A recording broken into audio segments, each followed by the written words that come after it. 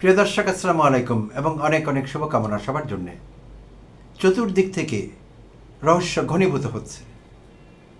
প্রিয় দর্শক, কথা বলছিলাম সেনা হেফাজতে থাকা 15 জন সামরিক কর্মকর্তাকে নিয়ে। গত বুধবার দিন আন্তর্জাতিক অপরাধ ট্রাইব্যুনালে 3টি ফর্মাল চার্জশিট দাখিল করা হলো, যার প্রেক্ষিতে অন্যান্যের মধ্যে এই 15 জন সেনা কর্মকর্তা মানবতা বিরোধী অপরাধের দায়ে জড়িয়ে গেলেন এবং তাদের বিরুদ্ধে গ্রেপ্তারি পরোয়ানা জারি হলো 8 তারিখ বুধবার 8 অক্টোবর। তো এরই মধ্যে শনিবার, গতকালকের আগের দিন, গত পরশু দিন ঢাকা ক্যান্টনমেন্টে সাংবাদিক সম্মেলনে অ্যাডজুটেন্ট জেনারেল হাকিমুজ্জামান জানালেন যে তারা 15 জন সেনা কর্মকর্তাকে হেফাজতে নিয়েছেন। তারপর থেকে নানা মহলে আলোচনা সমালোচনা, তর্ক বিতর্ক, যে এই যে তাদেরকে হেফাজতে নেওয়া হলো, এটি কোন অধিকার বলে নেওয়া হলো? হেফাজত মানে কি গ্রেপ্তার? এই প্রশ্ন বিভিন্ন মহলে উঠেছে। এক একজন এক একভাবে বিষয়টি ইন্টারপ্রেট করছেন। তো আবার কেউ কেউ বলছেন এইটি গ্রেপ্তার না, গ্রেপ্তার করবার ক্ষমতা সেনাবাহিনীর সদস্যদের নেই, গ্রেপ্তার করবে পুলিশ।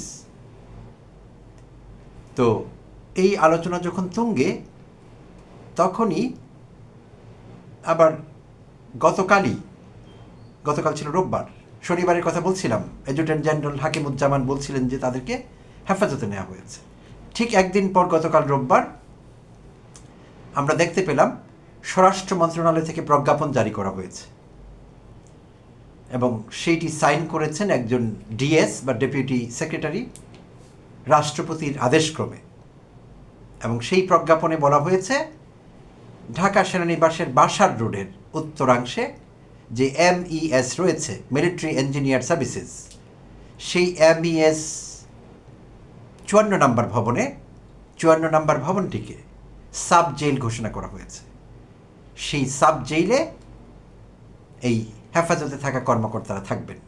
যদিও প্রজ্ঞাপনে কারা থাকবেন সে কথা সুস্পষ্টভাবে উল্লেখ করা হয়নি, বাট এটি বোঝাই যাচ্ছে, কারণ তড়িঘড়ি করে স্বরাষ্ট্র মন্ত্রণালয় থেকে প্রজ্ঞাপন দিয়ে যখন একটি সাব জেল ঘোষণা করা হয়, নিশ্চয়ই এখানে অন্য বাহিনীর লোককে হাসিনার মন্ত্রী এমপিদের রাখার জন্য সেটি করা হয়নি, সেনা কর্মকর্তাদের উদ্দেশ্যেই করা হয়েছে। তো তারপর থেকেও আরও আলোচনা এটি উস্কে দিয়েছে, বিভিন্ন মহলে নতুনভাবে বিশ্লেষণ হচ্ছে যে সেখানে সাব জেল ঘোষণা করেছে, ভালো কথা, প্রজ্ঞাপনে কারা থাকবে পরিষ্কার করে উল্লেখ নেই। আর সাব জেইলে যদি তারা থাকেন সেনা কর্মকর্তারা, তাহলে তাদেরকে কি গ্রেপ্তার বলে গণ্য করতে হবে? আর গ্রেপ্তার যদি তারা হন, তাহলে তারা আদালতে যাবেন না কি করে? গ্রেপ্তার হলে তো আদালতে তাদেরকে দাখিল করতে হবে, তাদেরকে পেশ করতে হবে বিচারকের সামনে, সেইটি কে করবে? তো এই নানা রকম আলোচনা সমালোচনার মধ্যেই আজকে সোমবার, একদিন পর পর বেশ ইন্টারেস্টিং ঘটনা ঘটছে। আজকে সোমবার আন্তর্জাতিক অপরাধ ট্রাইব্যুনালের প্রাঙ্গণে সাংবাদিকদের প্রশ্নের জবাবে চিফ প্রসিকিউটর জনাব তাজুল ইসলাম কিছু গুরুত্বপূর্ণ কথা বলছিলেন, খুব গুরুত্বপূর্ণ এবং গুরুতর। আসলে কেন বলছি গুরুতর? কারণ তার এই কথার সঙ্গে গতকাল স্বরাষ্ট্র মন্ত্রণালয়ের জারি করা প্রজ্ঞাপন এবং সেই প্রজ্ঞাপনের বলে একটি বাড়িকে সাব জেল ঘোষণা করা MES-এর, এই দুটো বিষয় মিলছে না। এখানে একটি গ্যাপ থেকে যাচ্ছে এবং এটি সবচাইতে বড় রহস্যের জন্ম দিচ্ছে এই মুহূর্তে। তো আজ তাজুল ইসলাম সাহেব বলছিলেন সাংবাদিকদের যে আপনাদের কাছে শুনলাম যে কোন বাড়িকে সাব জেল করা হয়েছে, এটি আমার জানবার বিষয় না বা আমাদের জানবার বিষয় না, আদালতের জানবার বিষয় না। এটি খুবই রহস্য সৃষ্টি করেছে, কারণ এই আন্তর্জাতিক অপরাধ আদালত তো সরকারের বাইরের বিষয় না, আবার স্বরাষ্ট্র মন্ত্রণালয় সরকারের বাইরের কোনো অংশ না। এরা একে অপরের জন্যে পরিপূরক। তো এখন তাজুল ইসলাম সাহেব যেভাবে বলছেন যে তিনি জানেন না, সাংবাদিকদের কাছে প্রথম শুনলেন যে একটি সাব জেল একটি বাড়িকে ঘোষণা করা হয়েছে, এটি সত্যিকার অর্থেই উদ্বেগের। কেন তিনি এমন কথা বললেন? এবং শুধু এটিই না, তিনি সুস্পষ্টভাবে এটি বলে দিলেন যে গ্রেপ্তার করবার ক্ষমতা সেনাবাহিনীর নেই।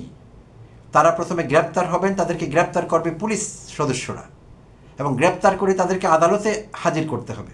এই 15 জন অফিসারকে আদালতে হাজির করলে বিচারক যে রায় দেবেন তাদের ব্যাপারে, যে সিদ্ধান্ত দেবেন, বিচারক যদি সিদ্ধান্ত নেন যে তাদেরকে আটক আদেশ দিয়ে হাজতে রাখতে হবে, তখন সরকারের উপর দায় বর্তায় তাদেরকে কোথায় রাখবেন, কোন কারাগারে রাখবেন, সেই বিষয়টি তখন সরকার ডিসাইড করবে। বাট তার কথা থেকে বোঝা গেল যে সরকার কিছুটা প্রিএমটিভ ওয়েতে আগে ভাগেই, অর্থাৎ আদালত তাদেরকে কি জামিনে দেবেন, তাদেরকে আটক আদেশ দেবেন, কিছুই না জেনে হঠাৎ করে স্বরাষ্ট্র মন্ত্রণালয় থেকে একটি বাড়িকে সাব জেল ঘোষণা করা হলো। তাহলে তার কথার সঙ্গে তিনি যেভাবে বিশ্লেষণ করলেন সেই কথার সঙ্গে কিন্তু গতকালকে স্বরাষ্ট্র মন্ত্রণালয়ের প্রজ্ঞাপনের কোনো মিল পাচ্ছি না। আর তার যে বক্তব্যের ভাষা, তিনি যেভাবে কথা বলছিলেন, এবং যদি কেউ তাকে ভিডিওতে কথা বলতে দেখে থাকেন, বডি ল্যাঙ্গুয়েজ, তার ব্যবহৃত ভাষা, শব্দচয়ন, সব কিছু মিলালে দুটো বিষয় কিন্তু মিলানো যাচ্ছে না। অর্থাৎ বোঝা গেল যে এখানে একটি কোঅর্ডিনেশনের অভাব আছে। স্বরাষ্ট্র মন্ত্রণালয়ের প্রজ্ঞাপন কিংবা স্বরাষ্ট্র মন্ত্রণালয়ের সিদ্ধান্ত, সেই MES-এর 54 নম্বর বাড়িকে সাবজেল ঘোষণা করবার সিদ্ধান্ত, এবং আজকের এই বিবৃতি তাজুল ইসলামের, এই দুটো বিষয় কোনো অবস্থায় আমি একসঙ্গে মেলাতে পারছি না, মিলছে না। তাহলে তিনি সুস্পষ্টভাবে বলে দিলেন যে সেনাবাহিনী তাদেরকে গ্রেপ্তার করতে পারবে না, তাদের ক্ষমতা নেই, তাই গ্রেপ্তার করবে পুলিশ। আর গ্রেপ্তার করে আদালতে তাদেরকে আনতে হবে, এটি পূর্ব শর্ত বলা হয়েছে।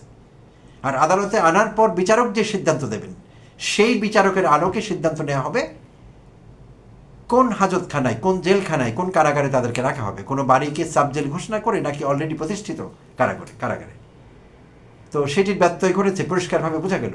আর চিফ প্রসিকিউটর তাতে একটু বিরক্ত, আমি সেইটিও কিন্তু বুঝতে পারছি এখানে।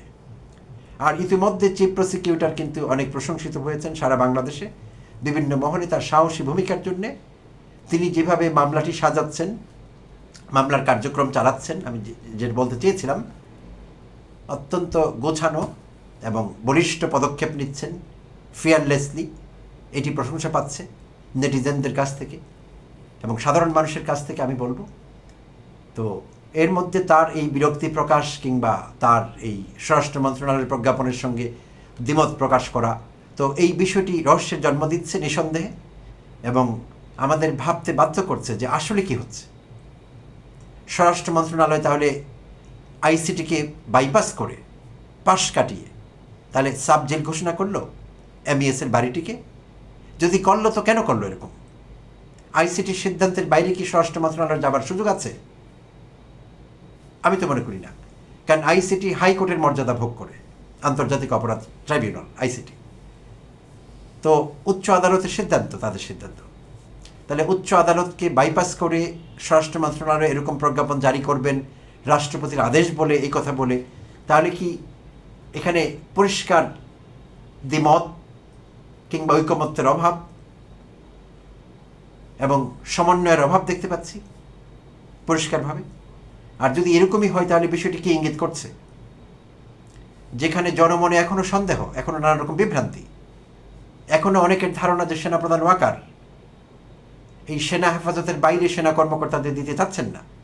যখনই আমরা জানলাম যে 15 জন অফিসারকে সেনা হেফাজতে রাখা হয়েছে, তখন এইটুকুও জানলাম যে সেনা সদর চাইছে, এবং বিশেষভাবে ওয়াকারুজ্জামান চাইছেন, যে তারা যতদিন বিচারের কার্যক্রম চলবে ততদিন তারা সেনা হেফাজতেই থাকবেন, এবং সেখান থেকে সেনাদের তত্ত্বাবধানে তাদেরকে আদালতে হাজির করা হবে, এবং আদালতের কার্যক্রম শেষে তাদেরকে আবার সেনা হেফাজতে ফেরত নেওয়া হবে। তো এইটি একরকমের সিদ্ধান্ত বলা যায়, এটি তাদের ভাবনা, আমি এরকম ভাবতে পারছি না। তাহলে বোঝা গেল সেনা সদর এরকম সিদ্ধান্ত নিয়েছে, তারা এরকম সিদ্ধান্ত নিতে পারে কিনা? ইতিমধ্যে তারা অনেক গঠিত কাজ করেছে, এটার জন্য পুরো সেনাবাহিনী দায়ী না, একটি ক্ষুদ্রাংশ দায়ী, অতি উচ্ছ্বাসী, অতি উচ্ছ্বাসপ্রবণ, অতি উচ্চাভিলাষী এবং হাসিনার উচ্ছিষ্টভোগী কিছু সেনা কর্মকর্তা এসব অপকর্ম করেছে, করে পুরো বাহিনীকে কলঙ্কিত করেছে। যদিও পুরো বাহিনীর দায় না তাদের অপকর্মের জন্য, দায় নেই। তো তারা আবার এখন নানা রকম কলকাঠি নাড়ছে, তারা আবার এখন অফিসারদের বগলের নিচে রেখে দিতে চাচ্ছে। কেন এত মায়া? কেন এই ইচ্ছাই বা তাদের কেন যে তাদের সেনা হেফাজতে রাখতে হবে? এটি না করে তারা বরং এটি বলতে পারতো যে আমরা তাদেরকে সেনা হেফাজতে রেখেছি, তারা যাতে পালিয়ে যেতে না পারে। তারা এখানেই আছে, আইসিটি যেই সিদ্ধান্ত নেবে, আইসিটি যদি মনে করে পুলিশ পাঠিয়ে তাদেরকে গ্রেপ্তার করে নিয়ে যাবে, পরবর্তী সিদ্ধান্ত আইসিটির বা সরকারের। এই কথা সেনা সদর বলতে পারত, ওয়াকারুজ্জামান বলতে পারতেন, কিন্তু বলেননি। কারণ শুরু থেকে দেখা গিয়েছে তার এই কালপ্রিট অফিসারদের বাঁচাবার প্রাণান্তকর চেষ্টা, সব মহলে চেষ্টা তদবির করেছেন, লাভ হয়নি। অবশেষে এই টাগ ও বরে বিরতি দিয়ে এখন হেফাজতে আছে, এই জায়গায় এসে তিনি স্থিত হয়েছেন, এই জায়গায় স্থিত হয়েছেন। তো যা কিছুই হোক, প্রিয় দেশবাসী, আমাদের সবাইকে চোখ কান খোলা রাখতে হবে। আরও নানা রকম ষড়যন্ত্র হতে পারে আগামী দিনগুলোতে। তো যে কোনো পরিস্থিতিতে চোখ কান খোলা রাখতে হবে এবং পজিটিভলি রিয়্যাক্ট করতে হবে। আমরা জনগণ হিসেবে আমরা যা করেছি, জুলাই অভ্যুত্থানের সময়, জুলাই অগাস্টে আমরা যা করেছি, আমাদের ভূমিকা আমরা পালন করেছি, সেইভাবে আমরা আমাদের ভূমিকা পালন করে যাব।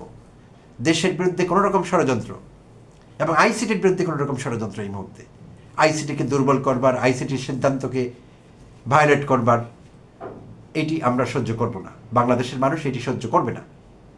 কারো খামখেয়ালিপনা, কারো